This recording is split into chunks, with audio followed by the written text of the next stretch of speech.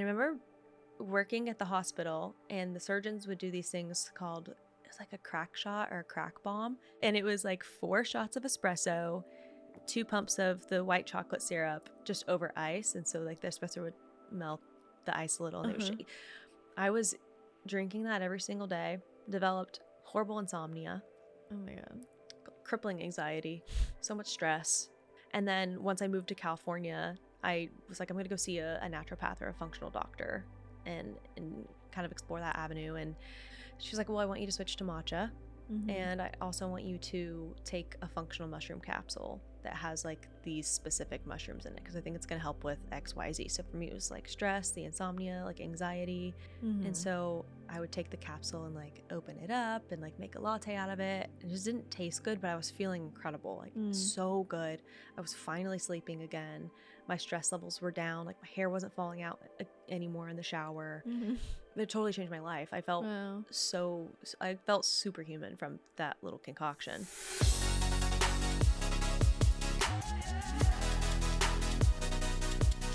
I wanna start where you probably don't want to start. I do want to talk about The Bachelor. Oh, I figured it would get brought up in some capacity, so that's okay. Yeah, it's not that I don't like talking about it, but it's like so long ago. Yeah, you know. Yeah, it feels like a different dimension. Yeah. Well, also I feel like you didn't ever like make that your personality, whereas I feel like sometimes it becomes people's personalities. Like putting Rose in the bio. Yeah, and stuff like that. Yeah. I didn't lean into it. That's for sure. So, tell the story about like, okay, how did you get on the show? I just want to hear about. I don't want to spend too much time here, but I feel like people listening will be interested. Yeah, I'll tell you. I'll answer whatever you want to know about it. Because it's an interesting story. So, after college, I went to radiology school, was working at a hospital, just kind of like going through the motions of like that career.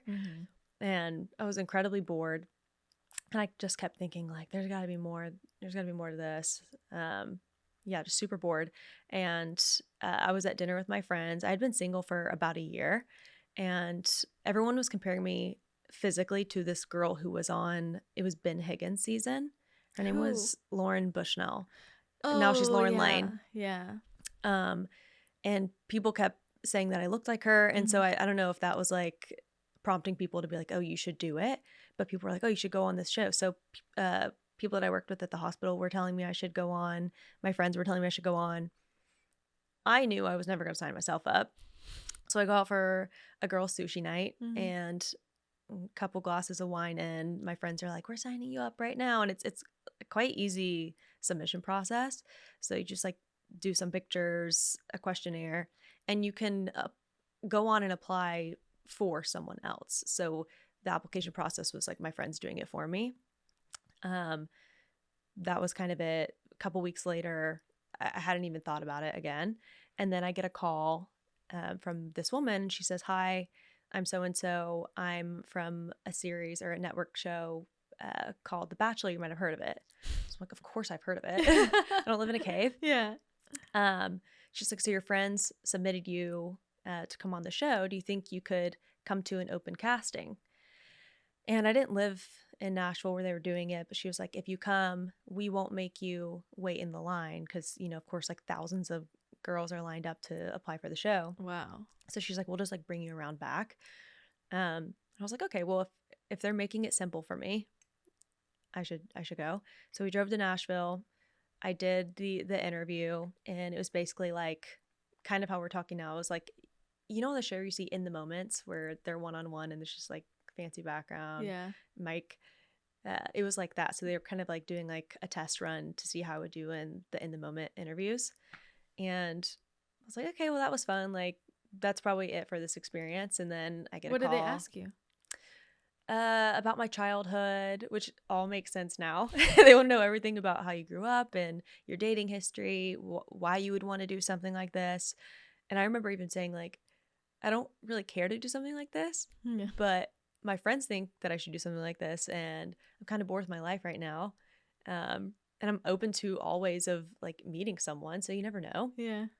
And then I guess 2 or 3 weeks later, I get another call that they're saying, we are flying 100 girls out to LA for finals weekend. So I guess they narrow it down to like 100 people and they fly them all out. So we all went out. I didn't meet a single other girl because you don't meet people until you are in the limos. Wow. And it was like a photo shoot, just in case you get on, you're doing the promo stuff. 100 people? Yeah. From your city? They all get... Not from my city, just from across the country. Okay, so they narrowed it down from like, I don't know Wow. how many, 30,000 girls Yeah. to 100 girls. And so 100 of us were flown out to LA across maybe like a few weeks. Yeah, so you do the promo shots. They're like, you're throwing roses and like saying weird lines for like the commercials just in case you're one of the girls on the show. And then that was another situation where I was like, this is probably it. It was cool. I got to go to LA for the first time. That was my first experience of California just in general. Was like hanging out in Manhattan Beach. I'm like, this is awesome. Small town like Tennessee girl. And then I get a call again and they say, hey, we know we were going to tell you if you were on the show at this point, but we still haven't chosen the Bachelor yet. It's between two people. And it was pretty well known that it was either going to be Mike Johnson or Pilot Pete. I think Tyler Cameron was in the mix at one point and then he was kind of out. And I was like, okay, well, I think both of them are pretty cute. I'm kind of open to whatever. And then, so they said, we can't tell you yet until we choose the guy. Cause obviously like we're picking girls based on the guy as well. So I was kind of bummed cause I thought I'd know by then. Cause you have to set things up. You get to like tell your job, I'm going to be gone, or tell your friends and family, like if you have pets or something. So it's like, okay.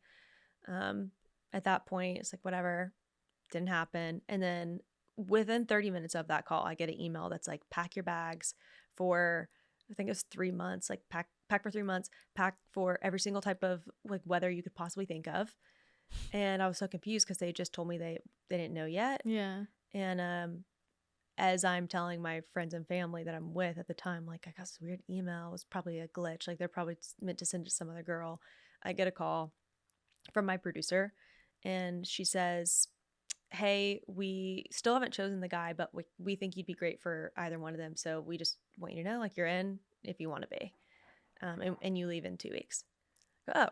And that was it. And I went to the mansion. How do you pack for this? You shop. So I went to New York. Are you allowed to bring as many suitcases as you want? Yeah, you can bring as many as you want, I think. I mean, How many did you bring? I think I brought 2 full suitcases and 2 carry-ons maybe. Okay. But yeah, I just went shopping. So they said you have to buy, I think you have to have 10 gowns, like long floor length gowns for the ceremonies. I feel like that would take up a whole suitcase. Yeah. But I just like rolled everything. I was like, whatever. And then cocktail dresses.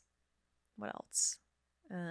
Clothes for like the winter, summer, because you're at the house has like a pool and stuff. There's pool parts. So it was pretty much for everything.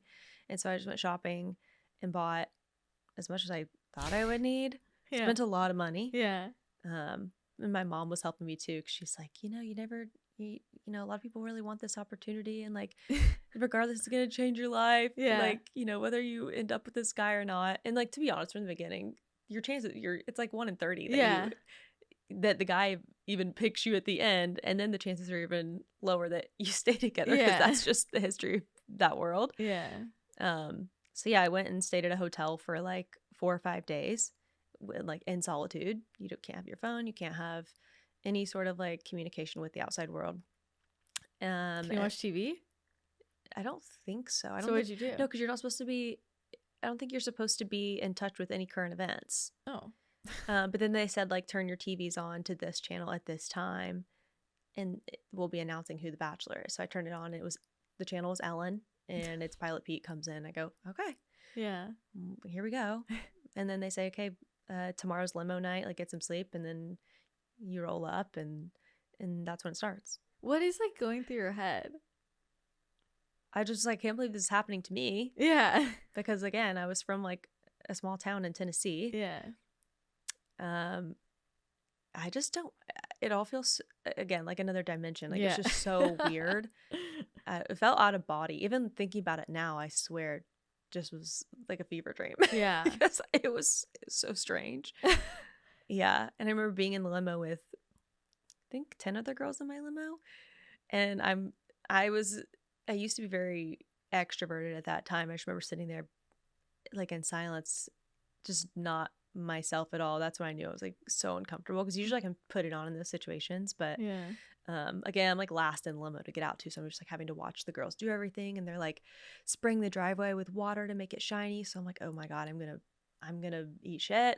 Oh Like, my God. yeah. But it goes so fast. You just like don't really even have time to think about what you're doing. Yeah.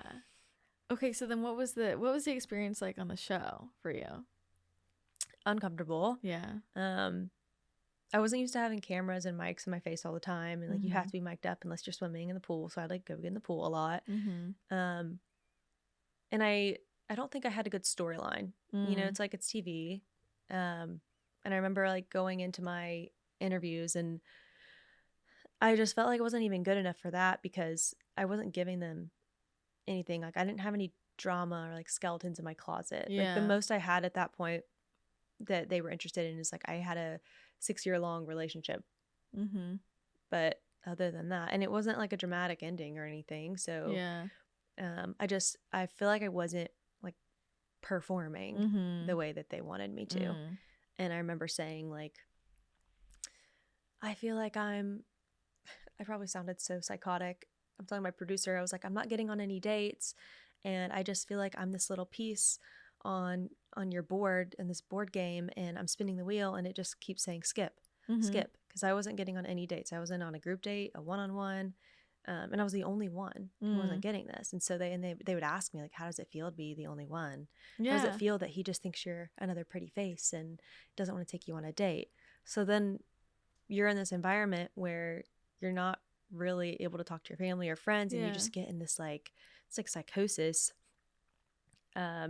And you kind of start to believe those things. I mean, they're definitely doing some psychology on you, where asking the right questions and then making you think those things about yourself. So I'm like, oh, maybe I'm like not interesting enough.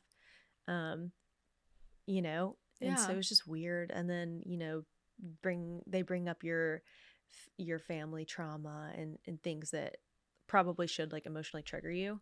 But I do feel I was aware of that, and so I was like, okay, why are we talking about this right now in this interview, right after you asked me if I wasn't happy that I haven't gone on a date yet?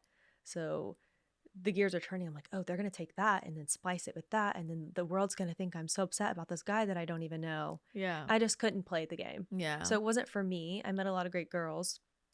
But yeah, it just wasn't.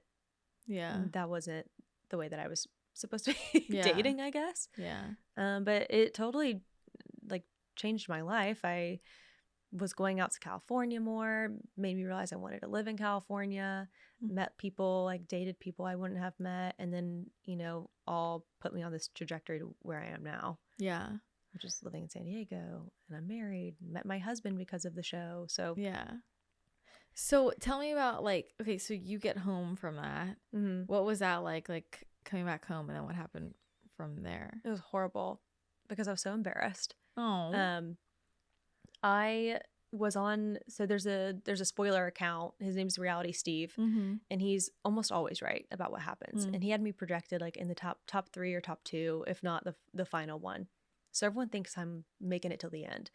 There was a lot about me online, and I got sent home. And then why did he? I don't know. People ask the same thing, even like now. Yeah. I have no clue why he thought that.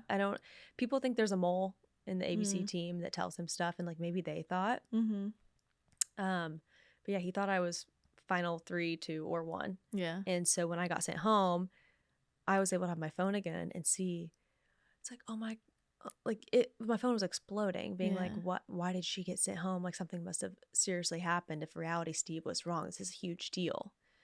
And I eventually got called back from ABC because they recognized, they're like, we've never seen the internet get so upset about someone leaving so early that had no screen, like I had no screen time, hardly any screen time. And they're like, would you be interested in Paradise? And I was just confused. I'm like, yeah, I don't have any screen time, and I didn't make it very far. Yeah. So I don't see the appeal, but I guess in retrospect, it makes sense because I was made out to be a bigger like character in the show because of Reality Steve. Mm-hmm. Which I almost went on Paradise, but then I met my now husband. Mm-hmm. So I didn't go. But yeah, it was really strange. But go back to your question. When I got home, I was really embarrassed because one, I was like, okay, well, I didn't go on any dates. Like it made me feel like really not like I just wasn't enough for him or like for the show. And then you kind of have to be in hiding a little bit because it hasn't been aired that you went home yet. So I was just keeping a low profile. Like went and stayed at my aunt's beach condo for a couple weeks and it was just sad. I was like, why did I uproot my life and for that? Yeah. But now it makes sense. Yeah. So yeah, it was not a fun time. So then when did you move to California? I don't remember when I met you. Like I don't either. I don't remember how long after the show I met you. I was actually thinking about that before I came here. I was like, when did we even meet? I don't know. I think we were at a lot of like the same events. I remember like seeing you at events before we like talked. Yeah, that makes sense. It was probably through Sam. Yeah. Or someone. But I don't remember what timeline that was. Like, no. I moved here in 2020. Okay. October 2020. Yeah. And what was your plan when you moved here? I didn't have one. I knew no one. Yeah. I didn't know a single soul. There was a girl who lived here, she still lives here, that I went to high school with. And I thought maybe we'd reconnect, but we didn't. So when I moved here, it was just like me exploring the city, going to eat at a lot of places by myself and like wandering around. I don't know if you know the story of I bought a 1-speed cruiser bike from PB. And in my mind, San Diego is the most like walkable, bikeable city. I biked that from PB to Little Italy. And I was stuck on the interstate. Oh my God. Like the interstate, it was some like weird, it was almost, I think it was OB, but there was a skate park. My phone died. Oh my God. I'm on this 1-speed bike and I'm realizing, wow, this is a lot farther. Yeah. And out of nowhere, this kid comes up. He's a couple years younger than me. He's like, hey, you look really lost. I'm in tears. He's like, I know how to get there. I'll bike you there. Oh. In retrospect, like you understand, like that's insane to go from PB to Little Italy on a bike that doesn't have gears. Yeah. Oh my God. So I really came here like, not knowing anything about the city. Yeah. I had an idea of it, but yeah, I was doing a trial run. So I was gonna do Little Italy for a couple months and then go back to Tennessee and like get my shit together and then try to move back out because I knew I fell in love with it. Within like a month, I met people. Yeah. I was on Hinge a lot, so I was going on dates and then the guys were cool, but their friends were cooler. And so like we're meeting their friends and like actually had a good friend group going. And it was like, I gotta stay. Like, it's so easy to meet people here. Yeah. And a lot of people don't think it's easy to meet people here. It's so easy. Everyone, there's like coffee shops, like, and I'm very into health and wellness and like there's a great community for that here. For sure. But yeah, so 5 days before I was supposed to go back to Knoxville, I had applied for this medical sales job. I was trying to transition from like patient care and radiology into maybe like selling that equipment. So I had applied for this medical sales job and 5 days before I was supposed to go, I got the job and found a place that was like furnished and they were leasing it for a couple months. So I was like, okay, I can extend this like trial period. And then, 2 months turned into 2 years, turned into 3 years, and that was it. It was it's all such a whirlwind. I don't know. Who did you first connect with? Like, I think in my mind, I just thought all of the Bachelor people were hanging out together. Yeah, is that what happened? Like, did you just find other Bachelor people in San Diego, or like, I'm like, how did you get connected to that circle where we met? Yes. So when I first moved here, I did hang out with some of the people that were on the season after mine because they would reach out and be like, hey, I know you just got off. Like, give me any tips. And so. Was that Hannah's season? Hannah was before mine. She was before you? After mine was Tasha. Oh, okay. So Chasen and like Spencer. Yeah. I knew Chris Randone lived here. Who else did I meet? There was a couple of girls. So Chasen invited me to like the premiere of his season or Tasha's season. And I went there, I met Spencer.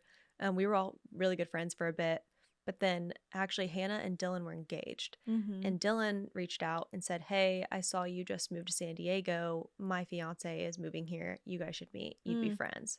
So shout out to Dylan because he kind of introduced us. Okay.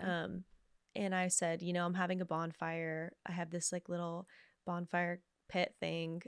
I was just going to go by myself, but if you want to come, you can bring whoever. And he ended up bringing like, I want to say like 10 to 14 people. Wow. So it was like Sam Nice. Pants, Yeah. Camille, Jonathan, Okay. Jess, Tim and Chelsea. Uh-huh. And then they became my friends. Wow. Okay. Yeah. I guess I never knew how that all came together. Yeah. My God. So much has changed. I know. Which is funny because I was seeing someone at that time. Mm-hmm. I'd been seeing someone for like a couple months because I moved here in October, and then the bonfire wasn't until January. Mm-hmm. So I kind of like had all these different friend groups. And so Jonathan's at the bonfire, and I guess he had DM'd me a couple months before saying like, hey, saw you just moved here. Like, welcome. Just trying to slide in. I didn't know it. And then I was seeing someone, so we didn't obviously end up dating for like 6 months after that. But it's so weird. I'm like, we could have met on Instagram, but like we didn't. Yeah. We met at the bonfire, but then we were still just friends. And like, no, we're gonna meet eventually. Yeah. Yeah. No, it's funny how the universe does that. Like, you will be brought the person, but only in divine timing. Only in divine timing, for sure. Well, and it was like, I know that was an important moment of like, okay, you're about to go in paradise maybe, but then like deciding to stay. And I'm so glad I stayed. Yeah. Wow. Yeah, we had gone on, Jonathan and I had gone on, I want to say 2 dates, but we had been like so flirty and like we had chemistry pretty much the entire time we were friends. And then when we finally were like, let's see what this is, that's when I got approached for paradise. And so I kind of had to choose. Yeah. And everyone in the friend group saw the chemistry. Yeah. Knew that it was more than just these 2 dates. I think like to my core, in my soul, I knew it was just more than those 2 dates, but it seemed like from their perspective, it did seem like things were a lot more developed. So that I had friends at home being like, you've only gone on 2 dates with this guy, like go on paradise. That'll be fun. It's not like, like whatever happens, you come back, like you could see if it works out. And then the friends here were like very mad at me. Yeah. What are you doing? You and Jonathan have this chemistry, and you have a great guy right here. Everyone was very protective of him. He was like the golden retriever of the group. And of course his sister's in the group, so she wasn't happy with me. No one was happy with me, really. Besides Sam Pants. Yeah. And Camille. They both were like, hey, it's really not that big of a deal. You probably feel like people hate you right now, but do what you need, like do whatever. Yeah. And like if you're supposed to be with Jonathan, then you will be eventually. But then when I went to tell him that I was probably going to do the show, it was like visceral reaction. I felt like I was gonna barf.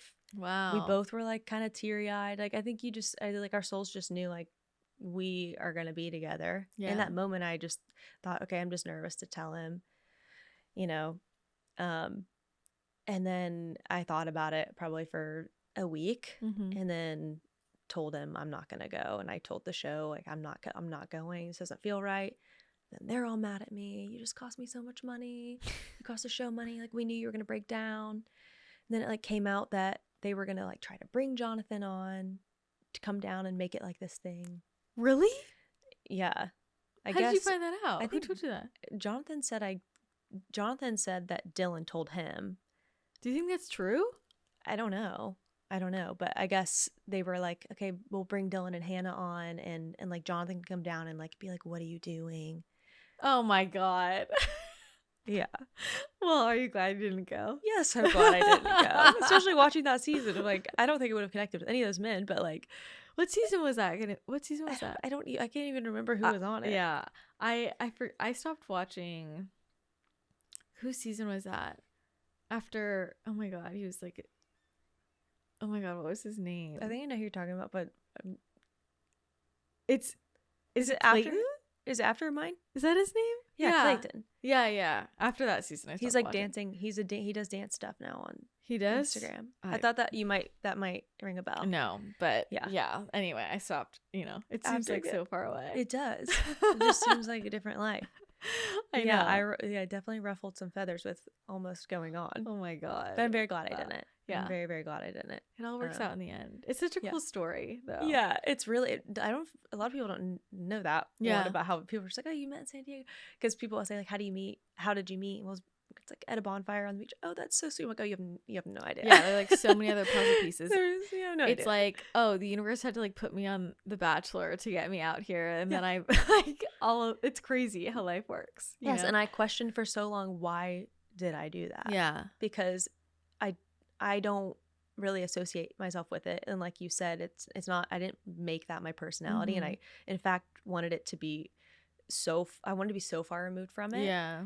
But now it all makes sense. Yeah. Like why I met so many friends through that. I met my husband. You know, one day I'll have my kids and be like, if I didn't go on The Bachelor. Yeah, true though. Yeah. It's so synchronistic. I love it. I love it. So insane. Oh my God. Well, shifting gears, but further in the story. Okay, let's bring it to the matcha. Okay. I mean, I feel like have you always been health and wellness? I feel like you've always been. Yeah. Gosh, for as long as I can remember. So my parents got divorced when I was really young, and we were going back and forth from our mom and dad's house, and both parents worked full time. And so it was kind of like, you got to start making your own things. And like in high school I cheered, and then we started working out a lot for cheerleading. And so I got into like lifting weights and stuff. And then I think that kind of, you start thinking about nutrition. You know, there's like that 80% of it is your diet too. Yeah. I want to say it was the trainer who brought up nutrition stuff for me, but yeah, I was really young. I would say it was probably junior, senior in high school when I started cooking and stuff. And then I'd be staying at my dad's house and watch Food Network and just like write recipes down and stuff like that. And a lot of the stuff on the show wasn't healthy. Yeah. So then I would try to healthify these things. And that's kind of how I got it. Just like, oh, this is such a great creative outlet. Yeah. I like it. I think I'm good at it. And yeah, now I'm making content around it. I know. All the Love time. it. Like very into it. Yeah, very into it. So what was the coffee to matcha trajectory? Good question. Let's see. Okay. I told you I was in radiology school. And I remember working at the hospital, and the surgeons would do these things called, it was like a crack shot or a crack bomb. What? And there was a Starbucks in the hospital, and they would go to the Starbucks and ask for this. And I was just like, what is happening? And I would start ordering it because like these surgeons are doing it. Like, I'm a student and I think I need what surgeon needs. I need to someone needs to humble me. But I would order it, and it was like 4 shots of espresso, 2 pumps of the white chocolate syrup just over ice. And so like the espresso would melt the ice a little, and it was shake. I was drinking that every single day, developed horrible insomnia. Oh my God. Crippling anxiety, so much stress. Was like losing my hair, my skin was getting horrible. And so it's just like, I was evaluating everything in my life. Of course, like the crack bomb wasn't good for me. Yeah. So then I started just drinking like coffee regularly. Starting to feel like a little bit better, but the insomnia did not go away for probably 2 or 3 years. I was just crashing out. Oh my God. Really, really bad, which wasn't good. It's just like I was in patient care. Like I needed to be sharp. And then once I moved to California, I was like, I'm going to go see a naturopath or a functional doctor and kind of explore that avenue. And she was like, how much coffee do you drink? And at that point I was down to 1 cup a day. I at least figured out that I shouldn't be drinking as much as I was. She was like, well, I want you to switch to matcha. And I also want you to take a functional mushroom capsule that has like these specific mushrooms in it, because I think it's going to help with XYZ. So for me, it was like stress, the insomnia, like anxiety, not being able to sleep, all that stuff. And so I started drinking just regular ceremonial grade matcha, but I kind of like the ritual of coffee. And so I would take the capsule and like open it up and like make a latte out of it. It just didn't taste good, but I was feeling incredible, like so good. I was finally sleeping again. My stress levels were down. Like my hair wasn't falling out anymore in the shower. It totally changed my life. I felt I felt superhuman from that little concoction. But I was having to add so many things like syrups and, you know, this and that to make it taste good, which is fine. But then I learned about glucose and how important that is to like keep that balanced. And I wore a CGM, and I was just like spiking so much in the morning from that one latte. It's like, okay, there's got to be a way to make the matcha taste good, still have everything in it, all the benefits, but something that's just this all in one like encompassing thing.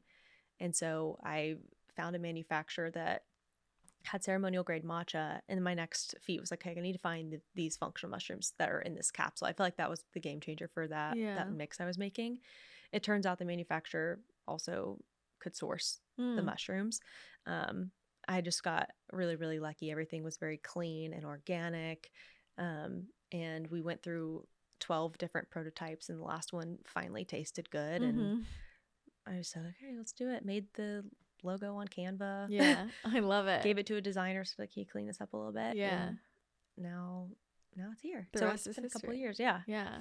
It's great. So sleep, do you feel like it was truly like the coffee, or is there anything else going on that you feel like was contributing to that?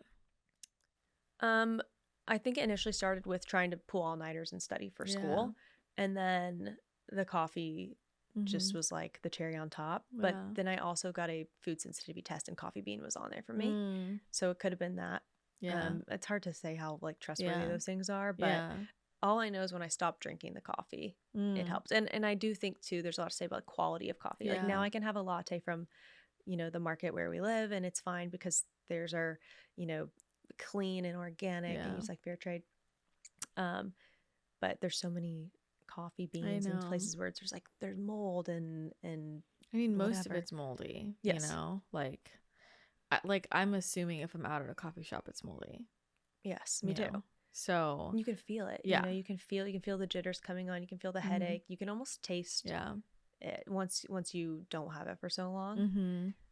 So I can have coffee now, but I keep it at a minimum just because I know what that did to me in the past. Yeah. But like I know you have a super clean brand you like. Is it King? Oh yeah. King coffee. Yeah. I haven't tried that one yet. I use the Paleo Valley one more now because I just do decaf. There you go. So I've been on this whole coffee like exploration. I find it fascinating. I feel like it's a whole like agenda. I'm like, why any event you go to, it's just like water and coffee. Like they're just trying to keep everybody drugged and sick and like moldy, totally know.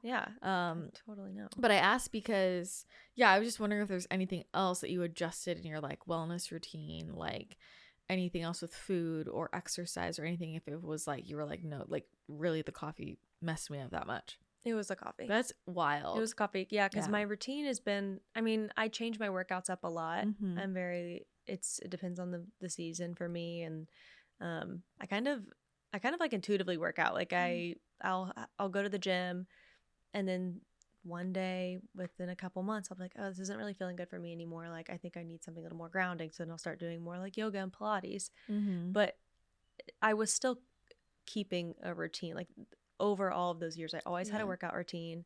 I was doing everything I could to sleep possible. Like the phone was off in the other room, like turning off my Wi-Fi. I don't have the TV on. I'm reading before bed. I'm using red light. I was trying all the things. I'm taking supplements like magnesium. I resorted to doing, what was it? It's like a really intense prescription sleep medication. Oh, I don't know. I wouldn't know. It's like Ambien or something. Yeah. And none of that worked as well. Yeah. For me, it's just stop drinking coffee. Oh my God. And then I don't want to like say all coffee is bad because like we know it's not all bad. Yeah. It was just really hard to find something that was good. And I really enjoy the way matcha tastes too. But I know a lot of people are skeptical because you've had a matcha before that either tastes like grass, it's like too earthy, and then or maybe one that it wasn't ceremonial grade and like that can taste icky and have like a bad color. So I get it. I know a lot of people you just you like what you like, but. Well, I've just been like on a deep rabbit hole with the coffee thing for a while because I think it's like people will move every other lever but like not be willing to get rid of the coffee. Yes. And I do think that sometimes like the coffee is very much the thing, and for me it's like a night and day difference if I am having like caffeinated coffee. I mean, I don't do decaf that much, but like if I just want that taste, I'll do a decaf. Or matcha or just tea or whatever, but like the level to which it changed my brain is insane. And I'm like, this has to be affecting more people negatively, but nobody wants to give it up. What did you notice? Like, what were the biggest changes? The worst symptom for me was like brain fog. Like I just was feeling foggy all the time, and like headaches basically. Yeah. Headaches and brain fog. It didn't affect my sleep that I realized. I mean, I think it probably affects everything, right? But I just overall, it's like obviously your cortisol is higher, you know, but there's all this like, you know, put it with fat and protein, like eat it with meals. Like I didn't really change it. Didn't change the fact that it was giving me really bad brain fog. And I can't do my job if I have really bad brain fog. So that was like the worst symptom for me. And, you know, I didn't drink coffee until I was like 25. And then people got me onto King. And they were like, you know, it has all these mushrooms in it, so it like detoxes you. So if you feel like weird at first, it's because it's detoxing you. And I'm like, are you sure this isn't just caffeine jitters? Like, no, it's just detoxing you. And so I got past that, and then my body kind of acclimated to the caffeine. But I'm a really slow caffeine metabolizer, which is why I never drank coffee until I was 25. Sure. And then I had a lot of like I have a lot of practitioner friends because I went through the NTA. They're like, no, it's like a supplement. Like I drink 4 of them a day, drink 5 of them a day, drink 6 of them a day. So then I started drinking like 2 a day because they're like, oh, you don't metabolize the caffeine from it. I just don't believe it. And I really do feel like that single-handedly like burned out my cortisol, where it was like, you know, 2 years later, I'm flatline cortisol. Like, oh my gosh, like way past high cortisol, just flatline. And it's taken me a long time to like slowly but surely start to like get better from that. But I'm like, yeah, that was the thing. That was the culprit. Yeah, it was the culprit. But I was trying everything else, you know? So, and as it goes. Yeah, it's like I think it's a triggering conversation. I mean, I love the taste of coffee, you know? So it's like, and it's just such a part of the culture. And to your point, like the ritual and all of that. So, but it definitely has a chokehold on people. Coffee. It does. I mean, like it's a drug. Yeah, caffeine is a drug. Yeah, it is. I know. Yeah, and granted, you know, there's a little bit of caffeine in matcha, but not nearly the same amount. Yeah. But caffeine reminds me a lot of alcohol in that way, where it's like people make excuse after excuse after excuse to give that thing up. Yeah. Before, you know, they'll try everything else first. 100%. But like, I obviously feel very passionate about it because I have a story with it. Yeah. But it's the same with alcohol. You can't like make anyone. They kind of have to figure out on their own. Yeah, if like that's the thing that's causing XYZ issues. I know. But I think it does cause so many like disruptions in your body, because it's like you said, brain fog, anxiety, like your gut, because it's so acidic, and most people are having coffee first thing in the morning on an empty stomach. Yeah. So I'd say, like, at the very least, if you're gonna keep drinking coffee, like line your stomach with something. Yeah. Bone broth's a great thing to have before you have any caffeine. Yeah. But it's like the number of people that have, like, let's say just anxiety or like just sleep issues. I mean, that's most of the population. Yeah. And I think most of those people, like, we're never thinking about it could be the coffee. It's like all these other biohacks or all these other changes. So yeah, I think that's really cool about your story, because it's like, no, that was like the culprit. That's wild. There's even some studies that have come out recently about like coffee being good for ADHD, and I don't know if it's a study or if it's just something that's circulating online. Yeah, I'm like, oh no, because that was detrimental to my ADHD. You know, but so there's always 2 sides of the coin with at least information wise. Like, there's just so much out there and you don't know, but like, do what's best for you. I encourage people, if you're having the same symptoms and issues that I was having, like, just try cutting out. It doesn't hurt. Yeah. And like, you can always go back to it if you're still having, you know, insomnia and brain fog and all of that. But like, give it time too, because you do have to detox from it, and you're gonna feel worse before you get better. I remember when I cut out coffee the first week, this is it for me. I'm dying. How did you get through that? Yeah. Well, the matcha helped. Okay. Because at least I was getting like a little bit of the caffeine. But you just, I mean, just like with anything else you give up, you just have to not do it. You gotta get through the detox phase. Yeah. And I think we're all we're not gonna say we're all weak, but like yeah, it's like because it's a drug and it's addicting, like it's hard to go without anything that you're addicted to. Yeah. I mean, same with like your phone or something, you know. For sure. So how much caffeine is in here? Roughly 28 milligrams a serving. Oh, wow. So I thought matcha had like 70. No, not mine at least. Okay. Because mine is mixed with functional mushrooms. Okay. So like I still think even a serving isn't that much. It's supposed to be about the same as like a Diet Coke or something. Oh, okay. Yeah. So not that much caffeine. And then which mushrooms are in here? We have chaga, reishi, shiitake, lion's mane, and cordyceps. So why those? Well, the functional doctor that I was working with recommended those for me specifically. I think because it's each one helps the most common, I guess, issues that people deal with, like mentally, like stress, anxiety, not being able to sleep. So like all of those mushrooms really help with all the things that I was dealing with and that you hear people talk about so much. There's like, oh, I just want to fix this, I want to fix that. So I really chose them based on honestly like what I was hearing the most about, but also like my personal experience. So it just so happened that what I was dealing with seemed to be what other people were dealing with as well. Yeah. But yeah, they're great. Yeah, and I feel like at least for me, it's like the consistency that makes a difference with the mushrooms. Like like do you feel that way too? It's like, yeah, I do. Like if I go a week without, I for sure can tell. I can tell a difference personally within a day because I do drink it every day. Yeah. What do you notice? I feel foggy.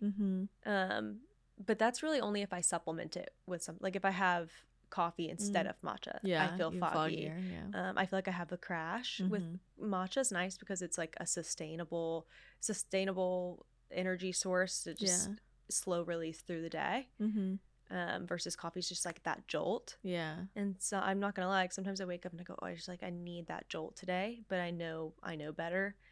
So that's a big difference that I see for myself, is just like that crash during the day. And then I'll notice I'm like so fidgety if I'm having coffee versus matcha. If I don't have anything at all, it's kind of like, okay, it feels like a rainy day, you know. It feels like, and sometimes you need that, sometimes I want that, sometimes I don't want to have anything at all. But definitely if I replace it with coffee or something else of that sort, higher caffeine, I'm not well. Yeah. Is matcha at, like, if you get matcha out at a coffee shop or a restaurant, is it the same thing with coffee where I'm like, this is probably shitty coffee, like in terms of sourcing?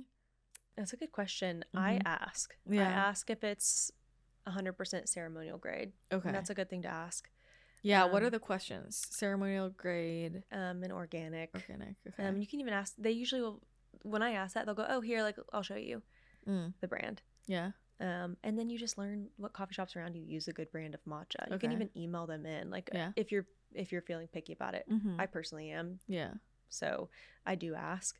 But yeah, most places, like for example Starbucks, theirs is not no good. I don't know what it is. I know, but it's loaded with sugar. I mean, now they have like a sugar-free option, but then it comes naturally sweetened with what is it called, original sweetener or something. So if you want it sugar-free, you have to ask for it without the sweetener. So people are now thinking, oh, Starbucks it's sugar-free now. Oh, it's yeah, like, no, I looked this up. No, because they put same with their coffee too. They put original syrup in their coffee unless you ask for without, which is crazy. It's crazy. Yeah. But I feel very fortunate in California that most coffee shops that I go to do use a really good brand of matcha. Okay. Because I think people are starting to catch on, you know, if it's not this like vibrant green color, it's probably not good. It's actually something I've run into with my matcha, is the matcha, and it is very vibrant and green, but because I have mushrooms in it, it kind of makes it more of like a brownish green. Yeah. So I'll get emails, hey, this really isn't a great color, and then I explain, and it makes sense and people understand. But yeah, people really care about that bright green. Yeah. So I'm like, okay, maybe in the future I'll launch something without the mushrooms in it, and then you can, you know. But it's really nice to have it all in one, honestly. Like, because with just mushrooms in itself, like, different phases of my own health journey, like, you know, that's been part of, hey, take these, and like, I never, just another pill, Yes. you know, and it's just nice to have it all in one, I and would that you've agree. already set it up so it tastes good. Yeah. How do you make it? I do about a teaspoon. I do a heaping teaspoon. I really like the flavor of it. Yeah. Heaping, like pretty heaping. And I do probably like 10 to 12 ounces of, I like it as a latte, so I do milk. I make it with my little matcha What kind of milk do you chasen. use? I use cashew. Okay. I make cashew at home. Yeah. I like raw milk too. I just go through my phases with that. And you know, raw milk's like super heavy. Yeah. So did you ever try the goat milk? I didn't. I tried it by itself, and then I said, I'm not sure if I want matcha in this. I do like it. Yeah. But yeah, I do cashew milk or raw/whole milk. Okay. But it's great with almond milk too. Yeah.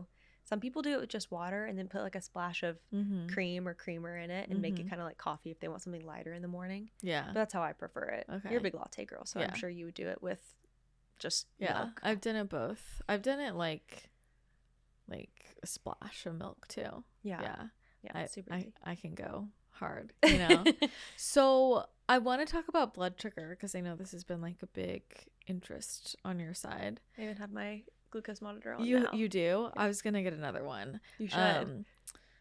Yeah, I was like, I had done it for a couple months. I had it on for a long time, like 5 years ago, like a long time. Yeah. And then I did it a couple months ago, like for I think like 2 months. And then I was like, I should do it again.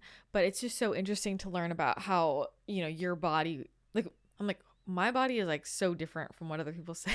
Yes, I remember us talking about this because you were able to do like very carb heavy, and that was actually better for you at one point, right? But then like last time I just did it, it was like the opposite. Okay. But yeah, it was so weird. Like 5 years ago, I was eating just rice. I did like the rice diet. It was just like, it was like it was something you could do before you did the bean protocol. Do you remember the bean protocol? Yes. Yeah.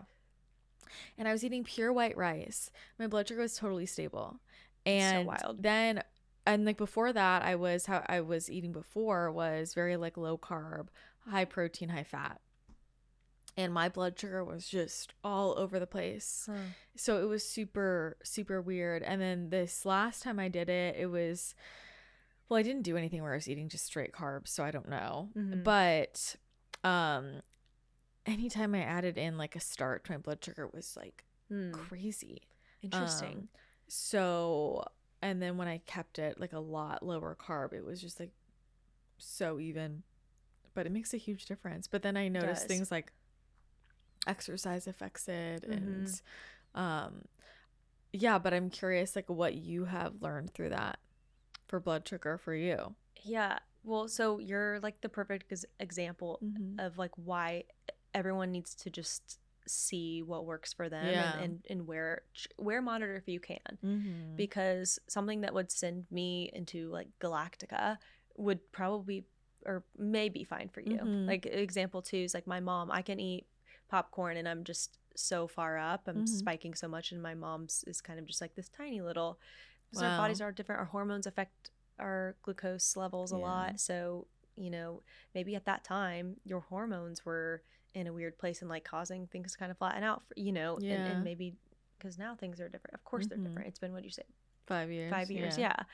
I do think there's things that are universally like good hacks for everyone, like drinking vinegar before a meal or going for a walk after a meal. Like if you eat something really carb heavy or sugary, like those things will help keep that line a bit straighter, and that's kind of the goal.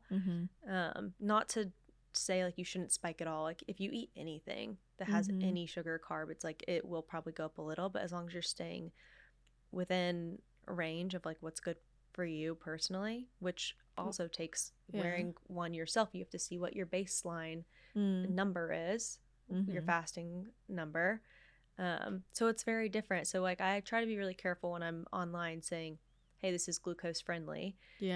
Because it could be not so great for someone, and it could, you know, be awesome for someone. So I try to say like, hey, this might not work for everyone, but because this does have things that are essential for keeping your blood sugar steady, like if you eat, I always give this example, like if you eat a banana, it's probably better to have half that banana with nut butter versus just the banana. And people tend to go, okay, well, that's a lot more calories, but it's actually worse to have the massive spike and drop than it is to have like a few extra calories. Yeah.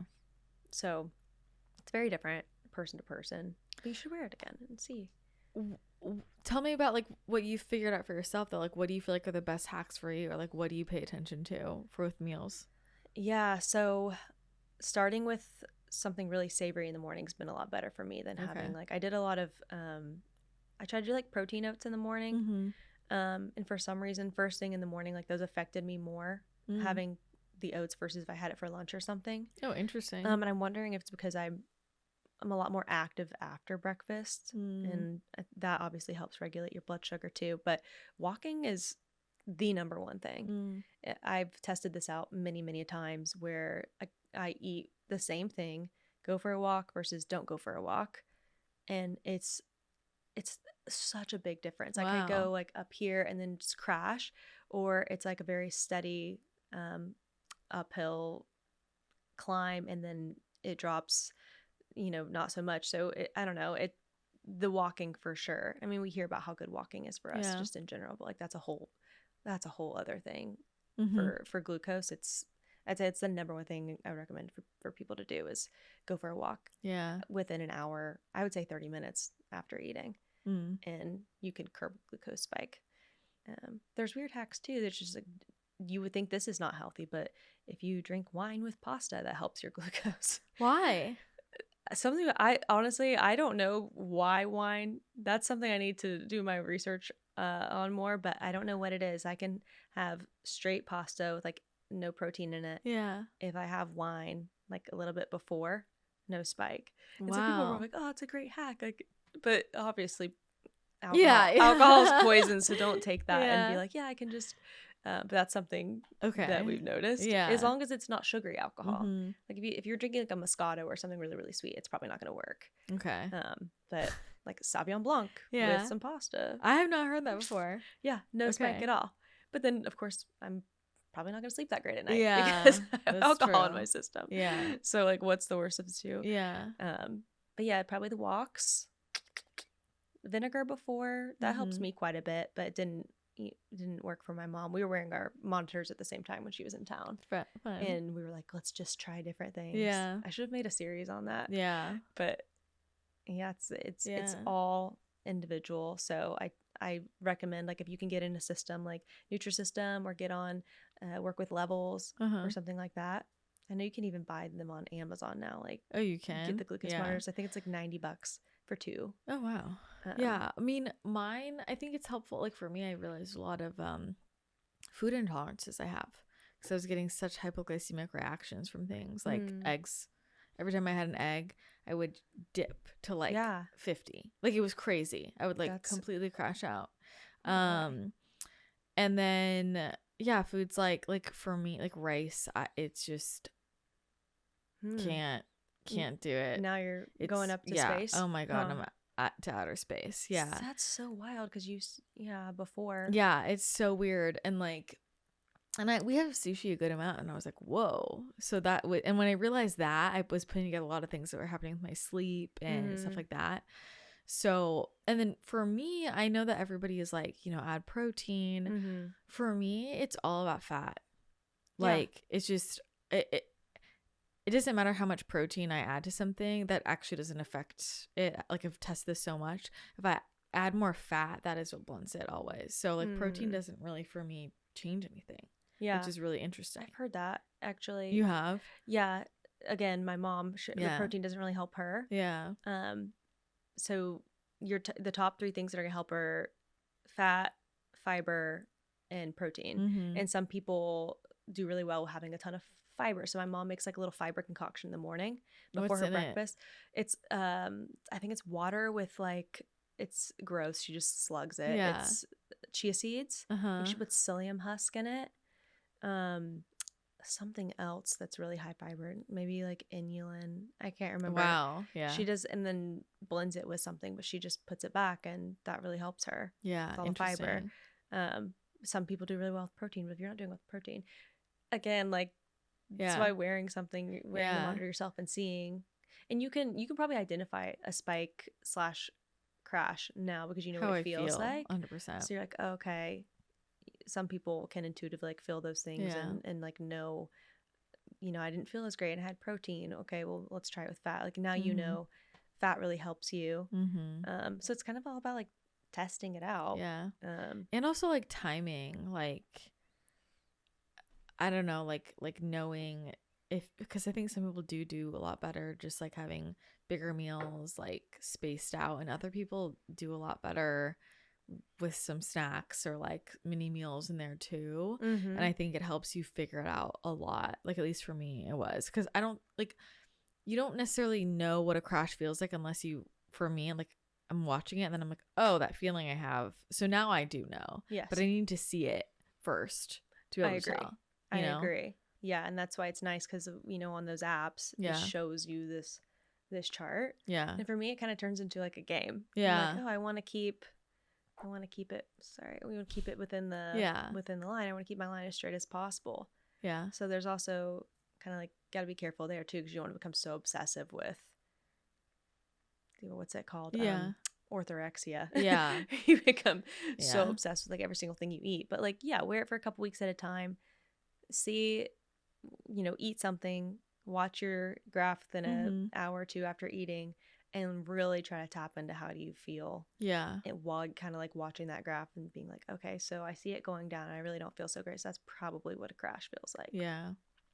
And then it kind of starts to become second nature, and you can figure out what feels good for you and what doesn't. But then again, like 5 years down the line, you might want to try it again because your body's probably changed. I mean, hormones are definitely totally different for me. What helps you the most of those three? Protein, fat, fiber?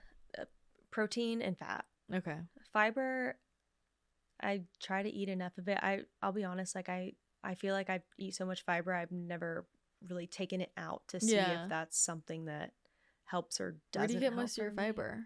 I do chia seeds every single day. Oh, you do? How do you put them in chia pudding or something? I do chia pudding. Oh, nice. Almost every day I do chia pudding, but I also do a scoop of Paleo Valley in that, or two, just depending on. Nice. But yeah. Okay. I'm kind of on that like 30 grams or more of protein train for each meal, just because like that feels good for me. Yeah. But then it's also helping me keep things level. Yeah. It also helps my skin a lot when I keep all that stuff in check. So I can also tell by that too if I'm breaking out really bad, and I'm like, oh, okay, well, I've been eating a lot of things that are sugary. And is that the big reason why you got into it? Like, what got you so into this? Like, what do you notice? That's a good question. So I was approached from the company Levels. Yeah. And they just asked if I would want to try their beta program. This is like when this all started becoming a little bit more like trendy. Yeah. And so I tried the glucose monitor out, and like it was crazy. Like everything was so crazy. Like my graph was just all over the place. Really? Yeah, when I first started it, because I didn't know that. I just didn't really know how it affected all these like different systems in my body. Like I knew I was feeling bad at certain times of the day, but that was before I was really like trying to link what I was eating and doing to like how I was feeling. And so I was reading a lot about glucose and blog posts from the functional doctor on their team. Her name's Dr. Casey Means. She's incredible. She's you probably know who she is. She's such a wealth of knowledge when it comes to all of that. And so she would post meals and things, pairings, and kind of was teaching me how to eat properly to kind of like keep that line as straight as possible. And then I was like, wow, I feel so much better. It was weird. I felt stronger in the gym, and then my skin was clearing up quite a bit, just without doing anything else. I try to single things out and be like, do that at one time. For instance, if I'm like checking my glucose, I wasn't going to quit alcohol at the same time or do something else extreme, because I really want to know what things, what tools are working in my life. And so that changed everything for me was Levels and working with them. So what were you doing before that was like causing, like what's changed, I guess, at the beginning if you're having all these spikes? So why I give that banana example so much is like I would wake up and have a banana before the gym as pre-workout. Because like, oh, I need these carbs. and then I was getting a huge glucose spike like on my way to the gym, and then crashing right before my workout. And I'm like wondering why I have no motivation to work out. Yeah. And feeling like low, and I would half-ass my workout because I just felt so like depleted. So that was a big thing for me. Yeah, I always give that example of the banana. Like this is the first time I really was like, oh, I'm seeing this in real time, like with these tools. Yeah. Did you change things with your other meals? I did, because once I was like reading up on it and like realizing, when I first started it, I had this thought, and this was really small thinking, which is like, oh, it's only sugary things. But I wasn't even thinking about like carbs converting to sugar. So I would eat, things that are labeled healthy, and I was like falling for all the marketing stuff. It was,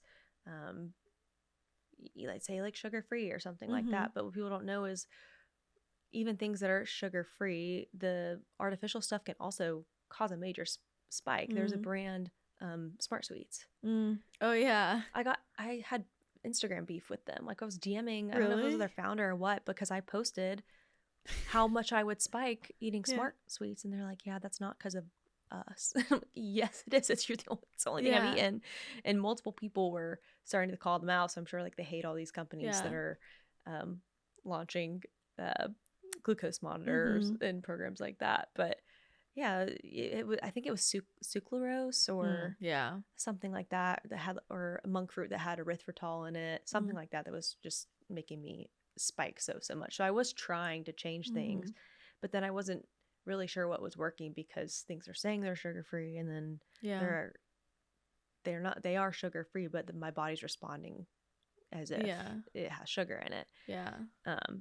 So then I was like, okay, well, what seems the most logical for me is to just start eating a whole foods diet. And then that worked. And like trying to eat, if I had carbs, it was like sweet potatoes, stuff like that. And then, but also was learning how to pair things properly. And like, that's when things got really, really good for me. And, and I've just always eat that way. Even when I go to restaurants, I try my best. Like we'll order some sort of veggie appetizer, make sure things aren't too saucy, because that also can really mess you up. You get a salad and you have a vinaigrette that has 1 million grams of sugar in it. Yeah, that's wild. You just don't know.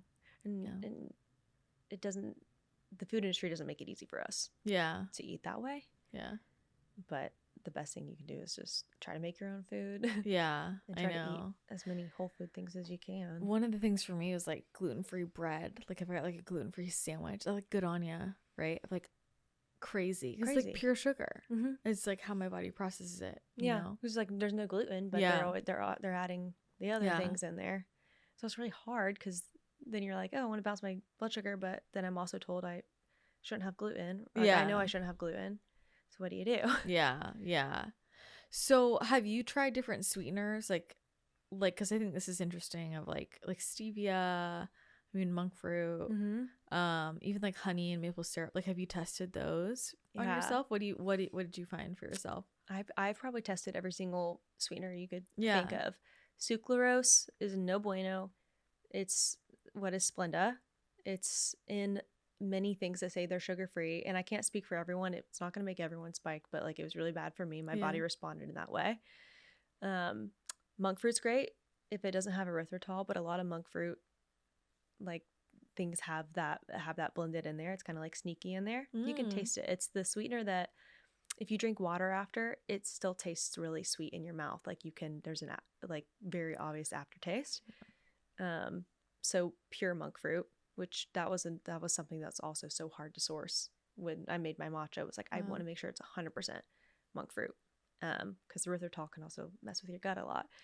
Stevia, I don't spike from stevia. Stevia's fine for me. I know people have their things about it being like bad for your gut and in excess. Allulose, fine. Honey was okay. Honey's okay for me. I know a lot of people spike from it, and then maple syrup also will spike you, but obviously honey and maple are the most natural of all of those. In terms of like, well, the rest are artificial sweeteners, but have you tested anything with those? Honey or maple syrup? I haven't done it like not probably the way you did, not like an experiment. I should, but I think just like kind of knowing my body, I feel like I do pretty well with honey. Mm-hmm. And I think I do okay with stevia. Mm-hmm. I don't really know. I mean, I know for sure erythritol, like allulose, like those ones, I'm a wreck. But I don't eat those anyway because I don't like the taste. Yeah. So I do feel like maple syrup spikes me a good amount. Mm-hmm. I don't think I've really. I think monk fruit's fine too. Yeah. But I haven't I should do an experiment with that. Which do you prefer taste wise? Honey. Yeah. Yeah. Or maple syrup. Yeah. Yeah. Depending on what it is. Yeah. But, and I still do. I put maple syrup in my lattes and stuff all the time. Like I'll make like a salted maple matcha or something, but I'll drink a cup of bone broth before. And then I'm fine because I've had the protein. I've had my chia. Yeah. And then it's fine. So I say this, people are like, oh, so you're saying I can't have like things with maple syrup anymore? I'm like, no, you definitely can. Just be mindful of what you're having before and then maybe go for a walk after. Yeah. It's not about like restricting yourself because that can be very dangerous too, depending on your past with food. But or do some squats. Yeah, exactly. And there's some study also saying like 10 squats is better than a walk. Yeah. So again, I'm like, just try to get your hands on one if you can. I know. and do it and test it out and see what works. Yeah. And you'd be shocked. I feel like the blood sugar is such a good like health goal because it's not about anything but just like knowing your body and like like I don't know, I just think it's much a better goal than other things people aim for, you know? Yes. Yeah. Because it's just about your health, right? Keeping your blood sugar balanced and like really forces you to get to know how your body operates and like what you need, you know? Yeah. So I think that that's like my favorite thing to look at. But I love how I feel like you've like become the blood sugar person. I love it. I'm starting to make more content around it. Yeah. Because it's helped me so much and so many of my friends that have started doing this. I cannot believe like I wasn't doing this before. And same with my husband. Like he wears his monitor now too. And his baseline was kind of scary. He had no idea that he was almost in this like pre-diabetic range. Yeah. And you would never think because he's like incredibly healthy, but he grew up on processed foods and really carb heavy things and just had no idea. We didn't know. And I'm sure you know too, like our parents' generation. Yeah. They had no idea the repercussions of the food that they were feeding us. I mean, I was diagnosed pre-diabetic when I was 19. Oh, really? Yeah. Like they were like, yeah, you're like gonna get there. So what did he change? Because I feel like he ate healthy. No? Yeah, he was eating healthy, but he would be doing like the things before a workout that like rice cakes with maybe PB2, so not full fat peanut butter. So he's made changes like that. He doesn't eat rice cakes anymore. He knows I don't mess with like processed things. And so Jonathan's like, I trust you. Yeah. I'm like, you do that if you want. But he's like, I feel better without it. Like I'd rather he's like, I'd rather have a little bit more calories and have a piece of sourdough with peanut butter on it if I'm gonna do that. But I would say he started eating healthier when he was out on his own after college, just from him, because he went through a phase where he was like just trying to get absolutely jacked. And so he said he was kind of doing like keto on accident, just probably things he saw online. But it just like wasn't the healthy way to do it. Like, he was having a severe intolerance to romaine lettuce. Oh my God. Couldn't break it down. Like, oh my God. Yeah, you can imagine. Yeah. But now, so he in the morning he does what I do. He does the bone broth. Doesn't do the energy drinks anymore. That was a big thing for him. That was probably causing him major spikes. Was those energy drinks like Bang Energy, Alani. Wow. Things that are just like shock to the system in general, but are not good for glucose generally. Like those were something for me that were spiking me so much. And then of course the cortisol, your cortisol spikes so much with those types of things too. So not only are having a spike from sugar or maybe from, I think it's sucralose in those as well, but then your cortisol is spiking. So it's like double whammy. It's like everything. Yeah. Yeah. But I mean, he basically kind of eats how I eat now, just trying to keep things really balanced. He does really well with fat like you do. So I try to be mindful with him, like give him a little more avocado in his bowls or something if we're having it with like sweet potatoes or rice or something. So he kind of just knows now too. I'm like, I trained him Yeah. so he knows. I love that's so cute that you guys do that together. I need to get Tyler to wear one. He did wear one, but then he was like, he didn't like what it said. So he was like, this is trash. It's not working. Mine's not working. Yeah. And then so he was like, this one's not working. I need a new one. He put a new one on. It said the same thing. He's like, he tends to do that. Like, if he doesn't see it, it doesn't matter. No, but he's just like, no, it's wrong because he doesn't like what it says. Yep. He's like, there's no way. But he doesn't have a gallbladder, so it's like harder for him with certain things. Sure. Like figuring that out, but it's just so funny. I'll say it gets easier to keep it consistent the longer, like once you work on it for like a month, it seems like it's easier to keep it in check, if that makes sense. Like your body starts to like for know sure what to do. Your body calms down. Yeah. So if you could give it some time, then he might start to like what he sees. Well, I just like, for me, I'm like, with my cortisol, I'm like, this is the reason I think most people have cortisol issues. Like, we talk about all this other stuff, but I'm like, most people are just on this blood sugar spike all day long, and like that's so stressful to your adrenals. Yeah. Right. And I'm like, your adrenals can't heal if your blood sugar is not balanced. Like, this is true. I think most people don't realize that. I think that's why a lot of people have really high cortisol. Yeah. You know, so it makes a huge difference for sure. Do you feel like you've gotten your cortisol more in check? It's definitely a lot better. I mean, I need to get another round of lab. I've been like keeping an eye on it, and I felt like last time it had gotten better, but like coming back from flatline cortisol is a long journey. Imagine. You know, because it's like, you know, when it's high, it's bad, but when it's low, you're like deep in it. So I think it took me honestly about a year of like deep recovery to have energy again. Sure. Like, I can't even explain to you, you know, I couldn't wake up out of bed. Like, I just my doctor was like, I don't know how you're even getting up and working. Most people, if they were like this, where your hormones are, this was a couple of years ago, and this is where Arizona really helped me a lot to heal. In what way? Just being in a different environment, or like just energetically? It's so relaxing there. There's not the hustle and bustle of any of this where I was, you know. I mean, it was so quiet, and I realized that living in an area where I can hear cars really tracks up my cortisol.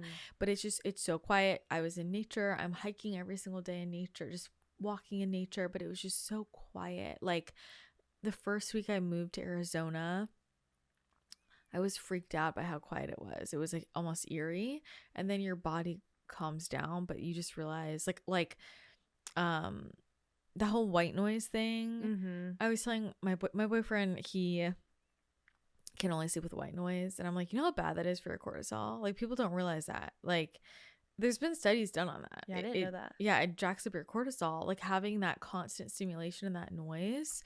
So yeah, I think for me, all of the noise and just the energetic of feeling everybody's energy and like the busyness, and he feels that way too. He's like, San Diego just gives me anxiety, you know. And I moved to San Diego from LA thinking it was gonna be calmer, and it is in some ways, but I think now it's kind of the same. I feel like it got so much busier during COVID, but because I can just feel people's energy, so it's just a lot going on for me. So I just felt like Arizona, I just feel like it's so healing for the nervous system.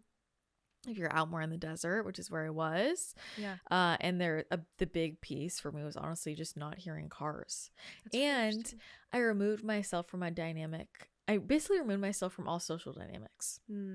So for a year, you know, it was just like I slept a lot. I slept a ton.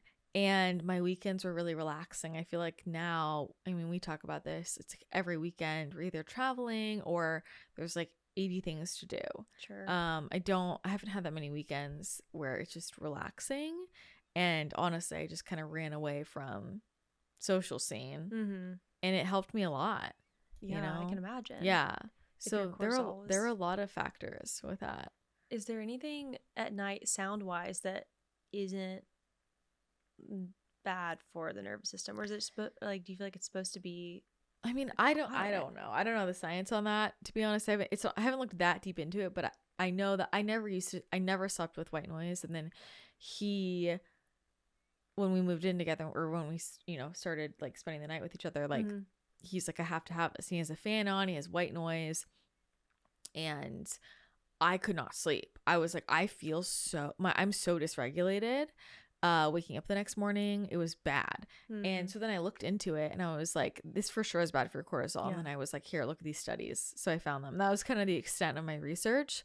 I mean, I would assume if it was like ocean sounds or like crickets, like that would be nice for you. Nature. Yeah, like nature sounds would probably be nice. But yeah, I think I have a different barometer than the average person because I'm psychic. Like I've just every subtle, like, and a lot of people have this too. I mean, just anybody who's like chemically sensitive or even with food, right? Like I think that, you know, the gluten thing I think people want to heal their gluten sensitivity, and I don't think it's something to be healed. I think it's our bodies picking up on things that less sensitive bodies don't pick up on. Like I do feel strongly about gluten, to be honest, you know? So I think there's just a lot of things that sensitive bodies, whether it's like energetically sensitive, physically sensitive, in a lot of ways those are the same. Sure. We pick up on that the average person doesn't realize maybe isn't great for them. But there are so many little micro stressors in our environments that we're just used to. I mean, think about light, right? Like most people, they're like, it's not affecting me to have the TV on. And a lot of people are like, I don't notice a difference. Like, I don't notice a difference, but I'm pretty sure it affects me. You know what I mean? Yeah. So I just think there's a lot of things that we think are fine because we're like, oh, I don't feel it. That like on a deeper level are stressing out the system because it's not that great for us. Yeah. You know? That's a good point. Yeah. So okay, so the white noise for you wasn't, did you guys stop using it? Yeah, we stopped. We only have it sometimes. Like now what we do is we just have we have the fan on the lightest setting, which is what I'm willing to do. And some nights we try to not, but it's mostly just because, and he feels way better without it now that he's realized that, but it's because he doesn't like hearing the cats, you know, roaring around the house, stampeding. Yeah, sure. It bothers him. So that's how we drown it out. But yeah, I would love to totally get rid of it, honestly. Just nothing. Yeah, that's been a compromise I've had to make because I was like, I'm used to I can hear a pin drop and I sleep so well that way. Oh. So I've had to compromise with that. He's like, I just need a little something. Yeah, but when we first started dating, I mean, it was like a tornado. He would be in his bedroom and I'd call him like, are you in the middle of a hurricane? Oh, wow. It was so He needed it bad. It was so loud. Yeah. Sleep environment. That's probably one of the hardest things when you get in a relationship. And you're, like sleeping in the same bed, because if it's off, I know for one of you, temperature, light, sound, all of it. You know? Yeah, I totally get that. So you know, we compromise where we can. You know? So if you were feeling so good in Arizona, what brought you back here? I was driving back. I mean, I was back in San Diego at least 1 week a month, if not 2 weeks every month. And it was like becoming very stressful to do that, to make that drive, to find a place to live. It was so expensive. You know, it's like finding a place to stay. Yeah. So work was just bringing me back so much that I was like, I'll just move back, you know? Yeah. But I would totally move back. To Arizona? Yeah. Oh, like, I mean, Tyler would love to move there too. So I would totally move back. But probably not it's just really good right now. I mean, now we have this space, so I'm a little less mobile, but I made the choice of I'm not doing podcasts anymore on Zoom. So we haven't done those in like a year and a half. I just won't do it. So if people are willing to travel, come here, amazing. And if they're not, they won't be on the show. Sure. It just is so different for me. So much better. So doing it in person is just way easier in SoCal. Than in Scottsdale. I can imagine. I feel like everything over Zoom is like just off. It's so off. Kind of. I've always thought that I was maybe weird for this, but like I've always hated doing calls on Zoom. I've done a podcast over Zoom, and there's just something so like off-putting for me. Like communicating with someone through a screen. I've never liked to FaceTime. I just don't know what it is. Like, could you speak to that? Like, do you feel like there's something energetically about it? Yeah. I mean, I still do a good amount on Zoom just because we have to, right? But even with sessions, it's like, I do them in person. That's why I wanted a space. I'm like, I don't want to do virtual sessions. Like, I'll do them here and there, but I try not to, because the energy is just so different. And I'm the same. Like, I mean, I'd much rather call you than Zoom or FaceTime. But I think most people are the opposite. Like, everybody wants to see you, and I would rather like go on a walk and just hear the sound of your voice. It feels less artificial for me. I mean, and even with readings, you know, that's why a lot of readers, they're like no video, like just audio only. I mean, I don't know. I think there's a lot of arguments you can make. Like, there's the energetic of like, I'm interacting with a projection of you on a screen. That's not the real. It's like this whole interface in between you where there's distortion, you know? Yes. There's a filter, whether or not you put a filter on. There's a filter. I don't think it's good for us to get used to seeing other people. I mean, it's the same thing with social media, right? Like, and even when people aren't using filters or anything, it's just the camera in itself like distorts how you look. But I think that there's a very real, just energetic interaction that happens, like being here in person, that's just so different from being on Zoom. Like, you're not feeding off each other's energy in the exact same way. I think a lot goes a lot is missing. There's like body language and just, I don't know, you know, we can't live in a world where we replace everything with screens. Like, it's so important that like physically touching people is important. Talking, communicating like body to body, energy field to energy field is so core to us feeling connection. And I think that's why a lot of people don't feel connection in the same way, or they don't know how to have conversations anymore. Like, there's this whole generation of kids that just talk to each other on the phone, and then you get them in person, they have social anxiety because you have to be used to the stimulation of somebody's, you know, like you being here, I could feel your emotions way more than if you're on a Zoom screen. Sure. There's so much that I don't have to deal with on a Zoom screen. Which is why in some settings it can be better for people, right? Yeah, sure. But like, for us to be able to interact in a healthy way, human to human, I have to be able to like navigate all of that, like feel you as a person, you know? Yeah. So I think there's a lot to it, but I get it. Sense. I remember I had a reading with you, oh my gosh, probably 4 years ago now, 3 years. It has to be at least 4. Yeah. And I remember you telling me that I needed to be a little bit more front facing with my content and stuff like that. I just was like so lost in like, should I keep doing social media? Like, something about it's not feeling good. And I really struggled with that because I knew you were right, but I like couldn't get past the seeing myself on the screen. Like, something about it was distorted for me, even though it's me. I still struggle with it. And if I film myself now, I have to set up the phone and have it like where I can't see myself, where it's just filming me. It just completely throws me off seeing myself through it. And then all I'm thinking is like, do I look like that to other people? And like, something about it's just so off for me, and it really like hinders me, I think, a lot in making content. Because I think I'm really sensitive to the screen part of it, and like seeing myself through the screen, like seeing others through the screen. Like, what exactly is that? Like, it's off-putting. Why? Like, do you feel like something's lost, or like you just feel like it doesn't look like you? Maybe both.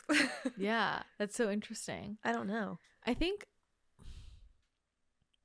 mean, I started being like face to camera at it like when I was 19, like aggressively, and I think I just didn't even think about any of this.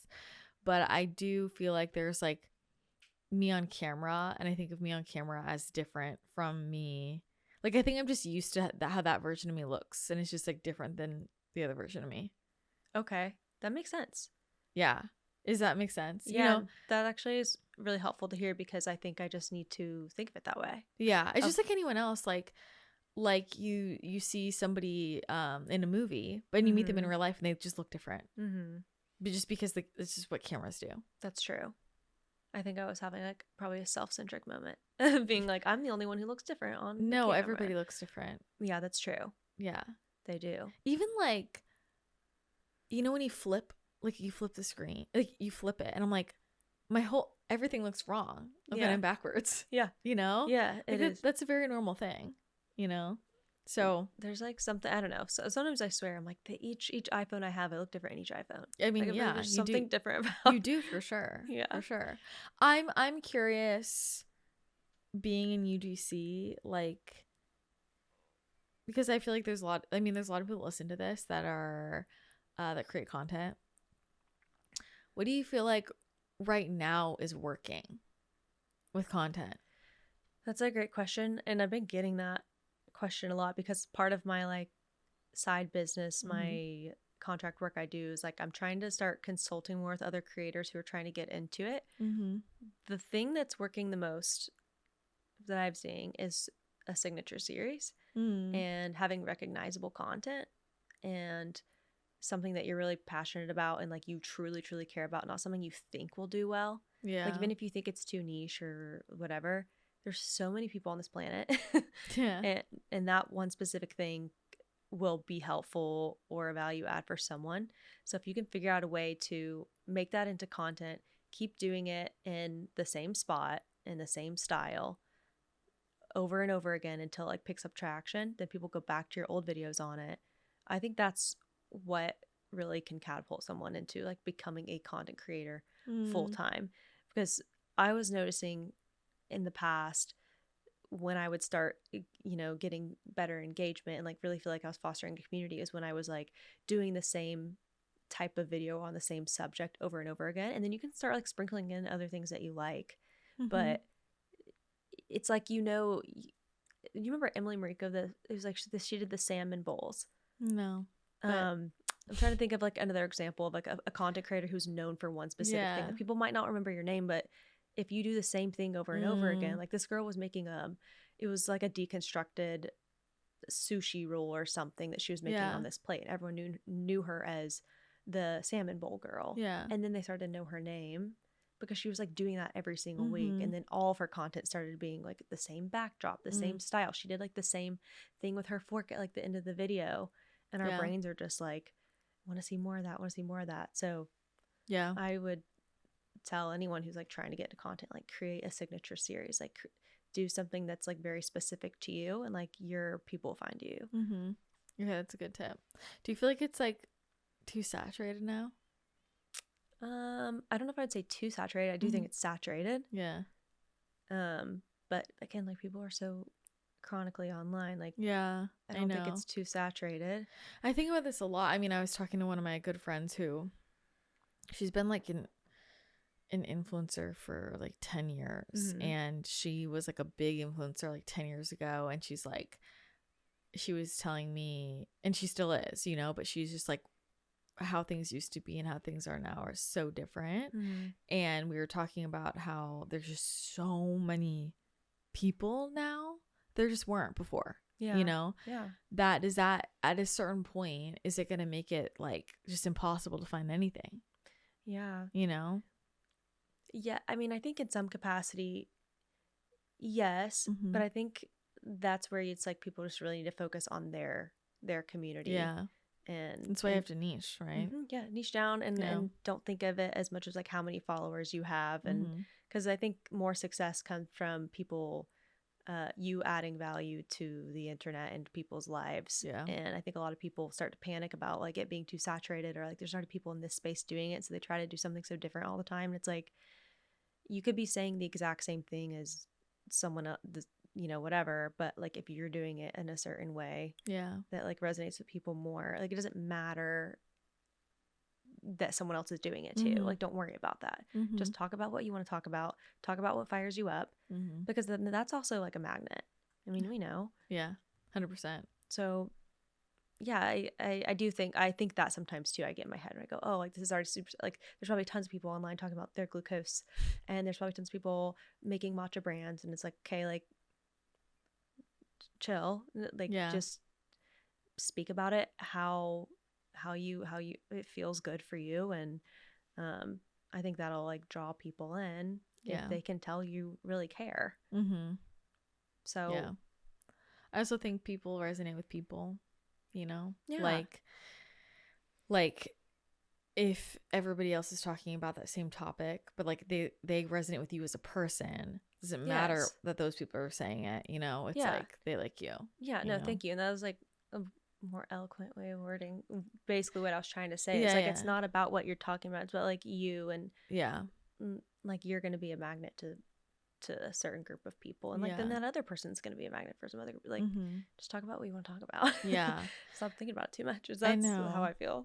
I mean, I am like, my audience has stayed with me through like so many niche changes and career changes, and like most of the same people have stayed, and then we've got new people, and I don't know, it's like a friend, right? Like you're not friends with your friend just because you have one thing in common with them. You probably have a couple. Yes. You know? So, but it's a wild world out there.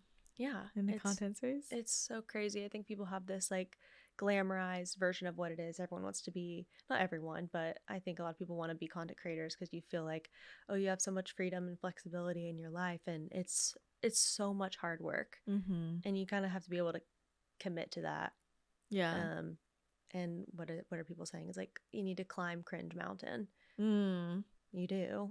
That's good. It's hard. It's really hard. There's like, you know, it's not just filming stuff in public and not that kind of cringe stuff too, but like seeing yourself every day and getting comfortable with that, and like being able to edit content. You become a graphic designer, you know, in sorts, because you're gonna have to do stuff on Canva, and like then you become a video editor and a creative strategist, like, you know. So there's a ton of work. So much work. Like, and I think a lot of people go into it with like starry eyes, or they look at other people like, oh, that's so easy. And then you do it and you're like, this is taking hours and hours and hours of my day to make one post. And that was just one, and I need to make like 5. Yeah. You know? It's a lot. So, but that's what it takes, you know? Yeah. I mean, I do think it's good. I feel like there's more things opening up now for like creators to make money for just creating, which is great. For sure. So I'm hoping more of that opens up, because I think it's a difficult space. But at the end of the day, like, this is actually the media people are consuming. Right? Like, money's going here. People aren't consuming other media anymore. So if we're paying, you know, people that we used to pay a lot of money to create certain types of media that now people aren't consuming, like, that should go somewhere else, you know. But it's like but all these people are now their own mini production company. We've got millions of them, their own little production company. You know, so it'll be interesting to see how the space changes. But I think, you know, kind of going back to what you said about the video, nothing is just going to replace person-to-person connection and community. Sure. Whether that is like through social media, you meet someone, or you find a creator that you just really vibe with, right? Or like just talking to people. Like, I tell people, I'm like, the base of my business has always been referral, just like person to person. Most people that work with me don't even follow me on social media, which shocks a lot of people. That is shocking. Even like brands, like I find way more brands through just being out in like shops or boutiques or like restaurants than I do on the internet. I don't find that many on the internet. That's actually true. Yeah. Actually, I was introduced to you, I think I am remembering now, I think Sam told me that she was like getting readings from you, and she said that I should, because I actually saw you first on that like in that sort of way. Like, I don't want to say like business wise, but like, it is your business. Versus like before we became friends. Which now it's like all coming back to me. You helped me start my matcha business. I wasn't sure what I wanted to do. And you weren't like I'm seeing matcha, but you were like, yeah, you definitely need to do your own thing and like be the face of it and all that. So thanks, because like just now all that whole conversation is coming back to me. I love that. But I was like kind of out of it at that time, because it was like you should re-listen to it. Do you have the recording? I think it's on my old phone. I'm hoping it is synced, because I was trying to find it the other day. There were so many good tidbits, and I think about them often. You told me about one of my past lives, and I think about that one all the time, because I was having really bad nightmares about this past life. At the time, I didn't know it was about a past life. I just thought it was a nightmare. And then as soon as you told me that it in fact was a past life, I stopped having the dream completely. We love it. Yeah. We love it. So you should try to find it. I always tell people, like, I think most people, you know, they try to make sense of all of it right then, but there's so many things that I'll say in the session that like in 5 years you're like, whoa, Yes. like that was for me now. I mean, I tell people that and I'm like, remember, you're coming to a psychic. Like this is like future. So there's supposed to be stuff in here that you're like, I don't know what that's about because it hasn't happened yet. I see that now. Yeah, I totally Yeah. see that now. It's so funny how Yeah. I like get these little flashes of like that session. Oh my God, I love that. I do need to find it. Yeah, tell me and if see you if there's do. anything else that you were talking to me about. Yeah. A lot of good stuff. Love it. Well, let me know if you find it. I always think that's fun. Yeah, Sam will tell me. She's like, I was listening to our session from 4 years ago, and you had an answer in there that I needed right now. So thanks. I'm like, I love that. I love that. I need to find that for sure. Oh my God, crazy! So much I has know. changed. Well, so tell me, like, what's in the pipeline right now? It's a good question. I was telling you earlier, but I want to rebrand Myko and maybe add some new products. Because when I named it Myko, which is short for mycology, study of mushrooms, I thought, okay, like that's pretty, it doesn't have to be just matcha, and I can do other products that have mushrooms in them. Or I could just, you know, it's Myko Superfoods. I can do other like superfood products. I'm not exactly sure what direction we're going with it right now. So I'm kind of in the strategizing phase and just trying to like have as much still time with myself to think about it and try not to. I think I struggle with getting a lot of outside voices and like absorbing those, and like this is kind of how I like landed on this logo and stuff. Was like I was just listening to people, and like now I want to rebrand it. So that's a lesson for me of like I just need to be with myself and figure out what's next for this. But yeah, I'm gonna keep selling matcha. I'm gonna keep probably making content and trying to help other creators. But yeah, life's pretty chill right now. I'm just love it. Just moved back here, so I'm just trying to get all settled in San Diego. And we're happy to have you back. Yeah, me too. I hope I see you more. I know. Now that we're both here. I know. Now that we're both here. Thank God. So how can people get Myko? So it's only available online right now. We are going to be in some coffee shops and little stores here in San Diego soon in North County. But just mykosuperfoods.com. Love you it. can shop on the Instagram page, which is also just Myko Superfoods. Okay. Awesome. Cool. This is so fun. Yeah, or come to Dreamland and get a cup. Yeah, come to Dreamland and get a cup. Get our office cup. Yeah. Thanks for having me. Awesome. Thank you. So fun.